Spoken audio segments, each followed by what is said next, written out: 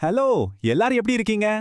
ஒரு அருமையான பழந்தமிழ் இலக்கிய கவிதைய, அதுல இருக்கிற ஒரு அட்டகாசமான டிராமாவை டீகோட் பண்ண போற இந்த சுவாரஸ்யமான அலசலுக்கு உங்களை வரவேற்கிறேன். இன்னைக்கு நாம பார்க்க போறது வெறும் ஒரு பழைய கவிதை கிடையாதுங்க. மனித உணர்வுகளையும் இயற்கையையும் ஒன்னா சேர்த்து பின்னப்பட்ட ஒரு மிகச்சிறந்த உளவியல் நாடகம்.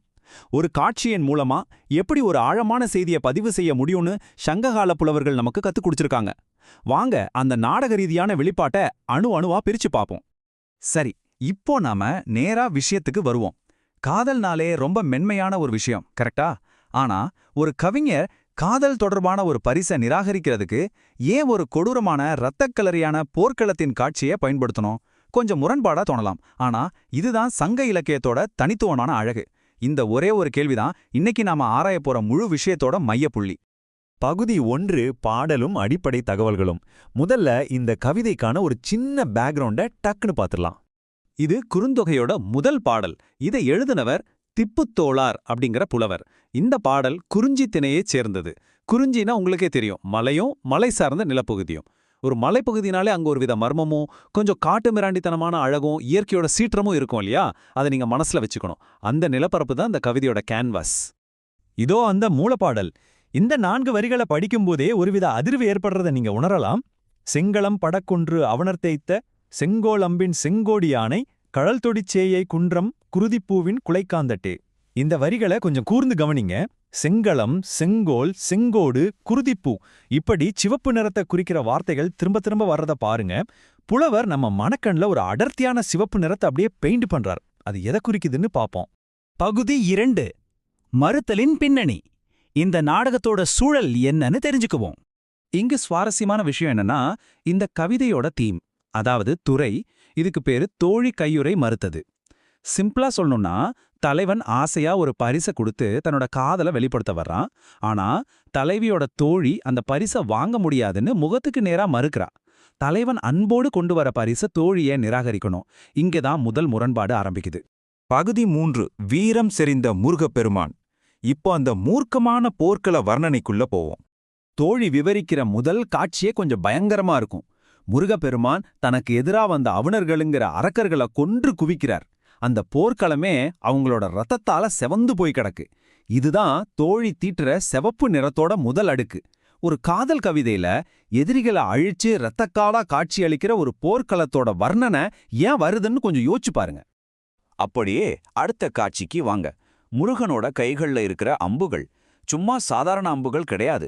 அவுணர்களோட உடல்களை துளைச்சதால அது முழுவதும் ரத்தம் படிஞ்சு செவந்து போயிருக்கு. இந்த செங்கோல் அம்பு அப்படிங்கிற வார்த்தை மூலமா அந்த ஆயுதங்களோட கொடூரத்தையும் போரோட உக்கிரத்தையும் தோழி தலைவனோட மனக்கண்ல ரொம்ப ஸ்ட்ராங்கா பதிய வைக்கிறா. வன்முறையோட 2வது அடுக்கு இது. இந்த வன்முறை காட்சியோட உச்சகட்டமா முருகனோட போர் யானைய விவரிக்கிற தோழி. எதிரிகளை குத்தி கிழிச்சதால அந்த போர் யானையோட தந்தங்கள் கூட ரத்தத்தால முழுசா செவந்து போயிருக்கான். செங்கோடி யானை. கால்கள்ல வீரக்கழல் அணிந்த முருகனோட மூர்க்கமான போர் நிலம் இதுன்னு தோழி சொல்றா. காதலோட வரவன்கிட்ட ஒரு போர்க்களத்தோட கொடூரத்தை ஏன் எவ்வளோ விளக்கமா சொல்லணும்? பகுதி 4 இரத்த நிறமும் காந்தல் மலரும். இப்போ இயற்கையோட ஒரு சூப்பரான ஒப்பீட்டை பார்ப்போம். இந்த இடத்துல தான் தோழியோட பிரில்லியன்ஸ் வெளிப்படுது. அந்த அழகான ஒப்பீட்டை கவனிங்க. தலைவா, நீ பாக்குறியே இந்த குறிஞ்சி மலை, இது முருகனோட போர்க்களம் மாதிரி. அங்க எப்படி ரத்தத்தால போர்க்களம் செவந்து கிடக்கிறதோ அதே போல எங்க மலையில பூத்து குலுங்குற இந்த செங்காந்தல் மலர்களும் ரத்தம் கொட்டி பரவின மாதிரி இருக்கு அப்படின்னு சொல்றா. ஒரு போர்க்களத்தோட உக்கிரத்தையும் இயற்கையான மலரோட அழகையும் அவங்க மர்ஜ் பண்ற விதம் உண்மையிலேயே பிரமிக்க வைக்குது.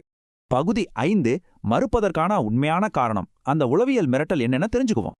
காந்தல் மலர்கள் சிவப்பா பூத்திருக்கு, அதனால நாங்க உன் பரிசை வாங்க மாட்டோம்னு தோழி முகத்துல அடிச்ச மாதிரி சொல்றா. ரத்தமும் மலர்களுமான இந்த வர்ணனை எப்படி ஒரு காதலனோட பரிசை நிராகரிக்கிற காரணமா இருக்க முடியும்? இதுக்கு பின்னால தலைவன் புரிஞ்சுக்க வேண்டிய விஷயம் என்ன? இங்கேதான் ரொம்ப முக்கியமான பாயிண்ட் இருக்கு. தோழி கொடுக்கிற அந்த சூப்பரான நுட்பமான எச்சரிக்கை. எங்க மலைக்கு தலைவன் அந்த முருகப்பெருமான். அவனும் சரி, அவனோட நிலமும் சரி, மூர்க்கமானது, தூய்மையானது. காந்தல் மலர்களைப் போன்ற எங்க தலைவியும் எளிதில் அணுக முடியாதவள். சும்மா இந்த சின்ன பரிசுகளை கொடுத்து இங்க எதையும் சாதிக்க முடியாது.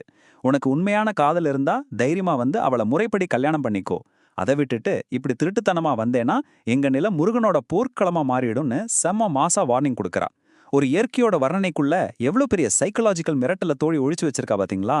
வெறும் 4 வரி கவிதை தான். ஆனா அதுக்குள்ள நிலம், கடவுள், போர் இயற்கை, அப்புறம் மனித மனத்தோட நுட்பமான ஒரு எச்சரிக்கைன்னு எல்லாத்தையும் எவ்ளோ அழகா பேக் பண்ணியிருக்காரு புலவர் திப்புத்தோளார். இது குறுந்தொகையோட முதல் பாடல் மட்டும்தான். அப்போ பல்லாயிரம் பாடல்களை கொண்ட நம்ம சங்க இலக்கியத்துல இன்னும் எத்தனை 100 உளவியல் நாடகங்களும் சீக்ரெட் மெசேஜ்களும் புதைஞ்சு கிடக்குமோ. கண்டிப்பா இந்த எண்ணம் உங்களை இன்னும் நிறைய சங்க பாடல்களை தேடி படிக்க வைக்கணும்னு நம்புறேன். இந்த சுவாரஸ்யமான அலசலோடு இன்னைக்கு நாம விடைபெறுவோம். மீண்டும் சந்திப்போம்.